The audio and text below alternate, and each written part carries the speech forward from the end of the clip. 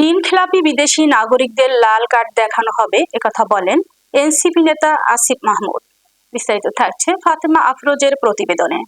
জাতীয় নাগরিক পার্টির মুখপাত্র আসিফ মাহমুদ সজীব ভুঁইয়া বলেছেন, এবার ঋণখেলাপি ও বিদেশি নাগরিকদের লাল কার্ড দেখানো হবে। আমরা দেখেছি তারা বিভিন্ন স্থানে দুর্নীতির কথা বলে, তারা জাতীয়তাবাদের রাজনীতি করে, কিন্তু একটা জাতীয়তাবাদের রাজনীতি করা দলের প্রার্থীদের একটা বড় অংশ বিদেশি নাগরিক। তারা বাংলাদেশের নাগরিকই না।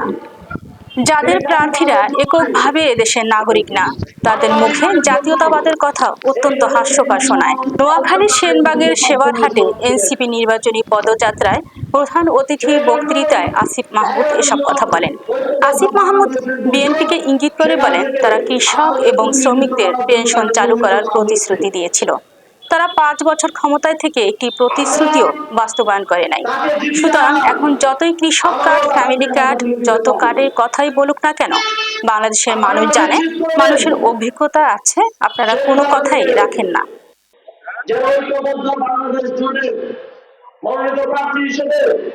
তিনি নির্বাচিত হয়ে সংসদে আপনাদের প্রতিনিধিত্ব করতে পারেন। আমাদের বিশ্বাস, এই অঞ্চলের মানুষ ফ্যাসিবাদের বিরুদ্ধে, সকল অন্যায় অনিয়মের বিরুদ্ধে অতীতে যেভাবে প্রতিবাদ করেছিল, অতীতে যেভাবে রাজ করেছিল, ত্যাগ করেছিল, এবারের নির্বাচনেও তারা সেবার প্রতিফলন ঘটাবে এবং সামনে করে বিজয় নিশ্চিত করবে।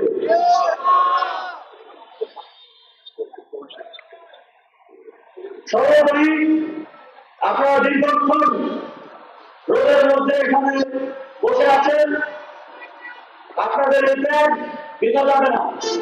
12 তারিখ এই ত্যাগের প্রতিফলন সেনবাগের মানুষ, নোয়াখালীর মানুষ, বাংলাদেশের মানুষ পাবে। আপনাদেরকে আবার ধন্যবাদ জানিয়ে, কৃতজ্ঞতা জানিয়ে আমি আমার বক্তব্য শেষ করছি। আগামী দিনে আরো দেখা হবে। 12 তারিখ